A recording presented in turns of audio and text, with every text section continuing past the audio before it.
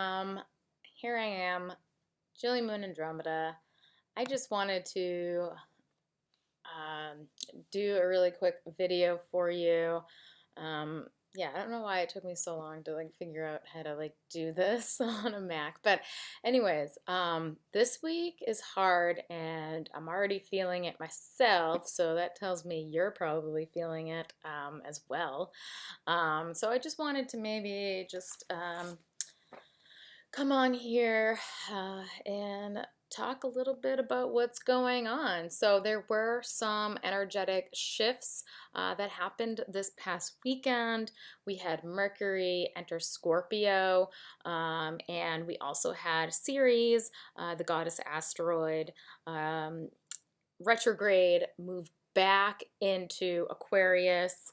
And now just want to go back because I remember Ceres entering Aquarius this past winter. Um, but this is for Ceres. Ceres, the goddess asteroid that shows us how we're seeking nourishment, like what really fulfills us. And it can be closely related to like food and interesting dynamics that we may have with food. But Ceres in mythology, she was the agricultural goddess. So she provided all of our nourishment, all of our nurturance. She's considered like the great mother. So while Ceres was in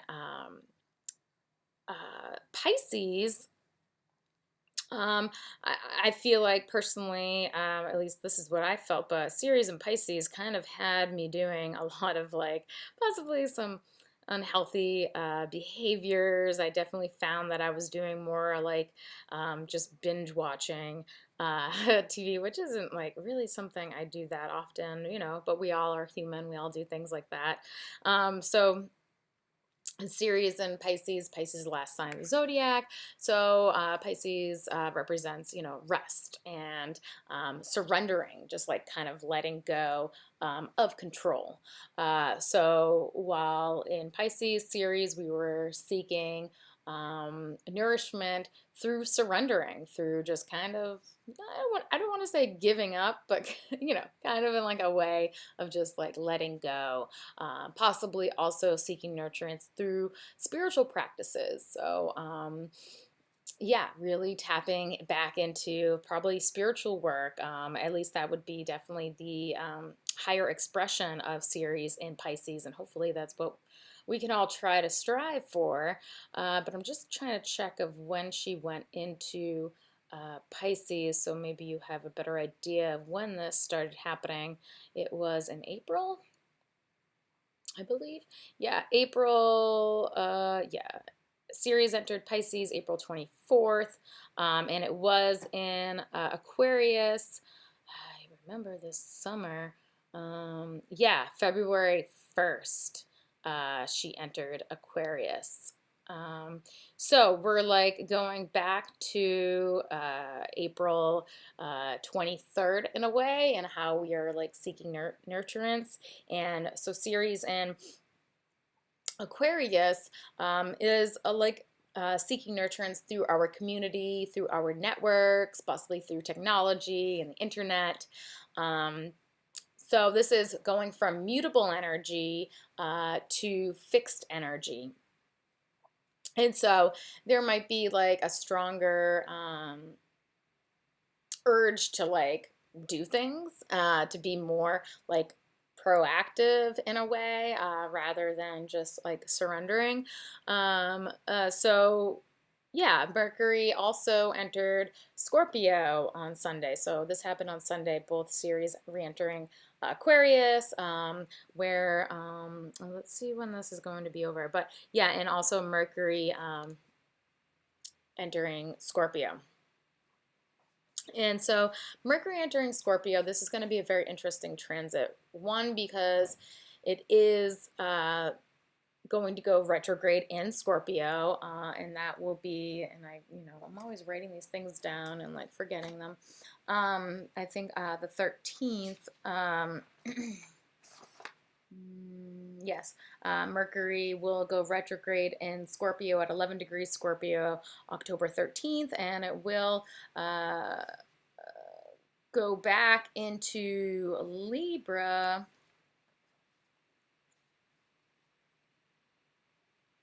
on October 27th. Uh, and this is an important transit because of the retrograde period. Scorpio is the detective, the investigator, right? Scorpio, the energy of Scorpio allows us to kind of see underneath things, kind of. It's almost like we have like X-ray vision. So there is, it's going to be very highly likely that you will be uncovering information um, that may be shocking to you, that may be difficult to deal with because eighth house, Scorpio energy, it's kind of like the stuff that we don't really want to always acknowledge. It's like the taboo aspects of our lives. So there is definitely a high potential that there will be information that you will have to go through, possibly having to do with your ancestors. There might be some sort of connection having to do with your ancestors because Scorpio is a water house, and pretty much any of the water houses in the chart, Cancer, Scorpio, Pisces, we're connecting to the past. These are also the houses that have to do with endings, of like letting go, endings, and stuff like that. So there might be information coming in through family lines, possibly uncomfortable information that you have to deal with, possibly having to do with deaths or inheritances or divorce. And what's very interesting about this retrograde cycle is that Mercury will be making 3 oppositions to Uranus during this retrograde period, and that's just a lot, a lot to deal with because what Uranus is Uranus is our liberation. But Uranus in Taurus, specifically what's been happening since May of 2018 when Uranus entered Taurus for the first time, is we have been rebelling or liberating ourselves by seeking our own self-sufficiency, by seeking our own sustainability. So changes in income have been huge, and the need to find an income that is stable, that can sustain you. You know, it's a very individual sign. Taurus is not, you know, it's the second, rules the second house of the zodiac wheel. And if you've had a reading with me, you may have gone through my spiel where, you know, houses 1 through 6 are kind of more of like the personal experience, kind of more of like selfish life matters. And so, yes, we are rebelling. We are having revolutions that can be quite selfish. You know, we're focusing on ourselves. We're trying to do what is in our best interest. So with Uranus in Taurus, and Uranus is currently retrograde, it's approximately like 10 degrees or 9 degrees Taurus right now. So if you are a Taurus, and if you know what degree your sun or any of your other planets, check your chart to see if you have anything at like 10 or 9 degrees, because Taurus has been going over these degrees for quite some time, a little bit going on now, and that might explain some disturbances, because that's what Uranus likes to do, likes to kind of shake things up, kind of make things a bit unstable because it wants you to make a change. So yes, we have all been experiencing quite a bit of instability in regards to our personal finances, our income ability, our self-worth.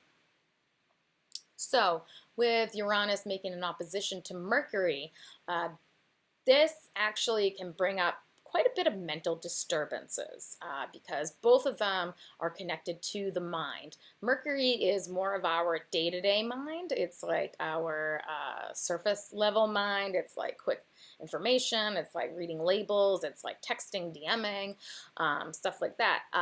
Whereas Uranus, we refer to it as the higher octave of Mercury. And it's, for me, I feel like it's like, you know, Mercury is the messenger planet, Uranus is the messenger planet from outer space. It's just so out there, like it's like intuition that, you know, is coming from nowhere. Like, where is it coming from? All this insight, it's this information that just comes out of nowhere. So like downloads, very closely connected to Uranian energy and Uranus. So having this connection between them, they're forming this bridge, Mercury and Uranus. It's like you're thinking, and you're probing because it's in Scorpio. You're entering the underworld. You're uncovering information. You're possibly being manipulative because that's what Mercury and Scorpio could actually be very good at, because they have very good perception on the human psyche and how the human mind works. And it's like, what are you going to do with that information? Are you going to use that information for good, or are you going to use it for bad? And, you know, of course, we all have different ways of manifesting or using this energy. So Mercury and Scorpio, we're investigating, we're looking deep within, we're uncovering aspects about ourselves that maybe we didn't realize, or uncomfortable aspects of ourselves that we didn't realize, or uncomfortable aspects about other people. Yeah, probing. And then there's this almost like this, these messages coming from Uranus. They're coming out of the sky. They're coming from, I don't know. And they're just like, kind of like infiltrating your mind. And it's kind of can create a lot of mental disturbances. Kind of possibly anxiety, you know, nervous tension, because both of these are very closely related to the nervous system. So yes, if you have anxiety disorders, if you have nervous system disorders, you definitely want to be looking at the placement of your Uranus, of your Mercury, and see what's going on there, because information overload, okay? So it's very important for you to find grounding in your mentality. So meditation, do work to clear your mind, right? Yeah, try your best to like clear the mind. Just clear it of the debris. Sweep it daily. Sweep the mind daily. And if you are born with Pluto in Libra between the degrees of 25, I think 25 or 24 to 30, or 29 and 59 minutes of Libra, or if you have Scorpio, Pluto and Scorpio between the degrees of 0 and 11 degrees, this transit is going to definitely affect you big time. It's going to awaken you and awaken you to your power. So I think this is probably the individuals born between 1980, let me just double check, not now, 1980,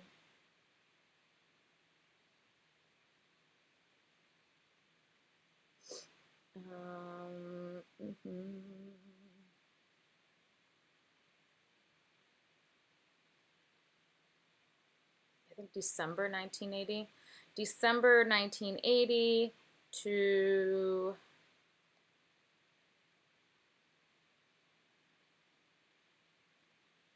1988, I believe. Yeah, December 1980 to September 1988, October 1988. Yeah, I mean, double check your chart, but yeah, 1980 to 1988. If you were born during this time period, definitely do your best to clear your mind. Try to not get swept up in information overload. Try to not become obsessive in your thinking, in the information that you take in, because Pluto can kind of, he will amp up your like obsessive, compulsive energy, and it could kind of be bad. So, ruminating on information, ruminating on past information, things that happened in the past, people, individuals, because Pluto can definitely bring up your intimate relationships. So those in the past, maybe partners of the past, try your best to don't go down the rabbit hole. That's all I want to say is try your best to let go, to transform yourself from your original state. Don't look back. You're on the right road. You don't need them anymore. But this could also possibly bring up some like breakups or something, because Uranus, it comes in and it kind of like shakes things up. And it kind of has this effect where it can really create some abrupt change. And so I feel like Uranus, I'm always like, whenever I see that happening and a client's chart, if it's hitting one of their personal planets or something, especially when it hits like Venus, it's like, oh, are you going through a breakup right now? Because possibly that's what's going on. So there could be, sudden removals, sudden changes happening in regards to your relationships, in regard to your intimate relationships, anyone that you are intimately involved with, enmeshments. That's what Pluto rules. That's what Scorpio rules is. You're merging your merger with other people, and Scorpio has this way of kind of it goes, before Scorpio, it's like you and me, right? And Libra is like all about the you and me, and there's like an and sign, between them. And Scorpio, it turns into we, and it's like you can't really. It's like almost impossible to separate the two of you. You become like one functioning organism. This could definitely create quite a bit of insecurity, possibly putting you in survival mode, like, oh, I just need a breakaway. I need to get out of this. Like, oh my God, like toxic, and you know what, like some people, like if you are in like a toxic situation, then this is going to be a huge wake-up call, and it's going to be a relief to you, and you're going to do what is necessary to keep your sanity, what's necessary for your mental health. I know Bubbles, I'm sorry, Bubbles is here, and he is talking to me, and he is crying. Bubbles, do you have anything to say to my people down here? Bubbles! Oh, hey, Bubbies. Okay. All right. Sorry. He wants to be a part. He's got that Leo South node, so he's just like all about being the star of the show all the time. You're just like, oh my God, can you please just reach for that Aquarius North node? Because, your time to shine was in your past life, and now it's time to move on. Anyways, I feel like that's all. No, that's not all I want to talk about. There's just so much. And this is exclusive content for my Patreon subscribers. I'm not sharing this with anyone on Instagram. I'm going to start doing more exclusive Patreon stuff for y'all. So today, Monday, it was a really difficult day. You probably felt that. It was just so much to do. Probably needing to make some adjustments with your resources, adjustments within your relationships. Maybe there was like some unexpected expenses, and you're had to like overdo it possibly. Though Tuesday is the day that I'm trying to get to, and the day that I am more concerned about with Mercury and Scorpio, Mercury retrograde aside, and everything like that. Tuesday this week, we will be vibrating at a 6, so it is a day to get to work, a day to focus on your responsibilities, your duties. It is a Tuesday, so this is an action day. And I did bring up the chart for today, Monday, but basically the energies are going to be the same, except for the moon will probably be closer to Neptune. Is the moon connecting with Neptune tomorrow, or is that going to be on Wednesday? That's going to be very early Wednesday morning. So the moon will be over here. So this is the chart, chart for today, Monday, but basically Tuesday as well. Not really much changes except for a degree in the sun and some degrees in Mercury. But yeah, there probably will be on Tuesday, because Mercury is going to be conjunct Juno on Tuesday. We'll also have Saturn going direct very early in the morning Tuesday. And we'll also have the Sun exactly opposing Chiron retrograde in Aries. And Mars will be making an exact square to Saturn, Saturn direct, though, once he finishes his retrograde journey. So what this means is that once Saturn goes direct, after he's done with his retrograde, it's kind of like it's time to implement those structural changes. It's time to go forward with your structural changes. What has been changing? What have you been needing to possibly decondition yourself? I feel like that's what happens in Saturn retrograde. And what do you need to now implement into like your day-to-day life, your routine, the structures that you are surrounded by all the time? And so moving ahead with our Saturn energy.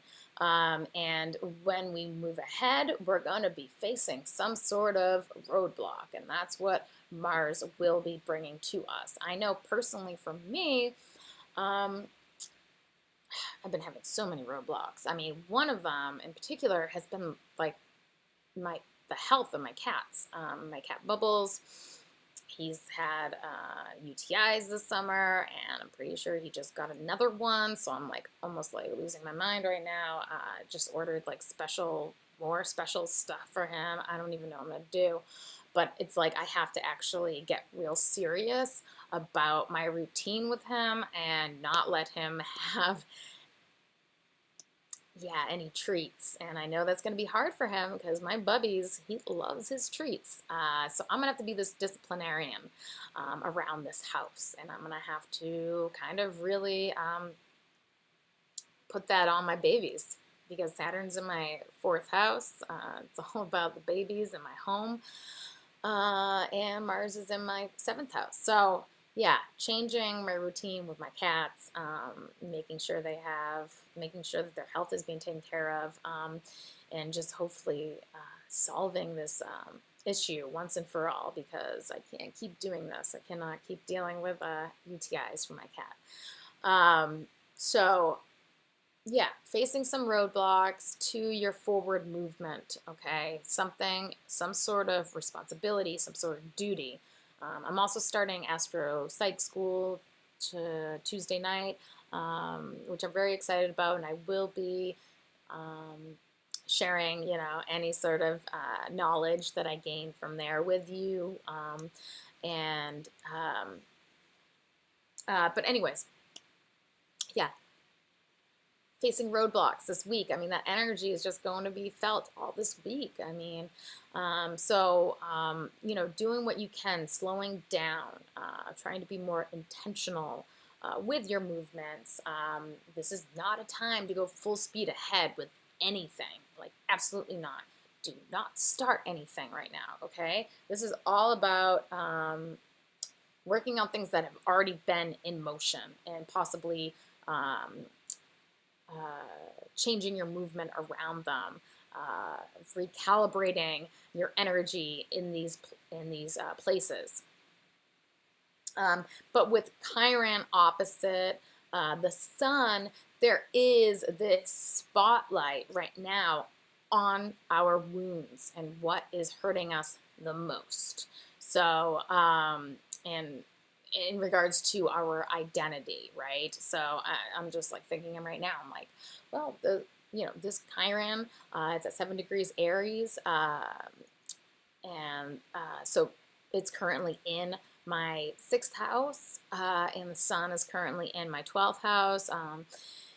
And the 6th house rules pets. If you didn't know that, now you know. You can see kind of like what's going on with your pets a little bit, or what kind of responsibilities you'll have with your pets by checking out what's happening in your 6th house.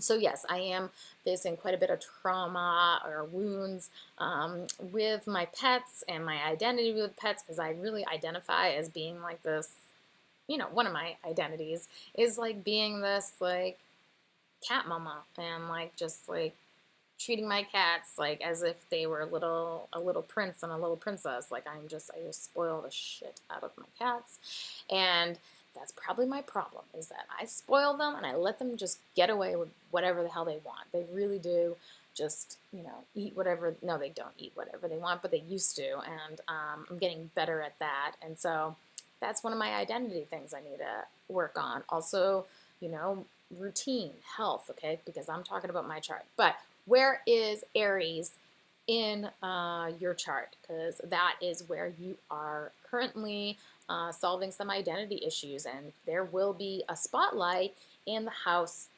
opposite of that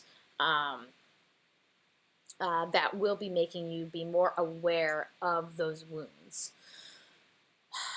And how are you going to solve them, right? What is the solution? The solution is going to be to slow your roll, okay? To get more intentional with your movements. Don't be like me. Don't just give your cat some cheese because he wants some cheese. Be more of a disciplinarian.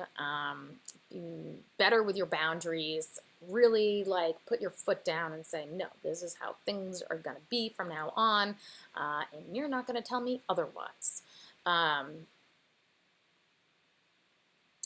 What else? Yeah, so I just feel like Tuesday is going to be probably the most difficult day of this week.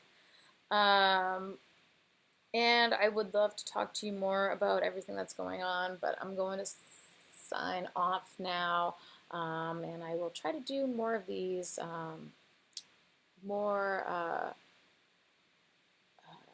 recordings like this for you, where I can like show you more of what's going on in the chart. So yeah, you can see Saturn over here, and you can see Mars over here. If you can see, they're both at 25 degrees, but they will be making an exact square tomorrow, because if you notice, their minutes are a little bit off. So they are still like in a square today, so you're feeling it today.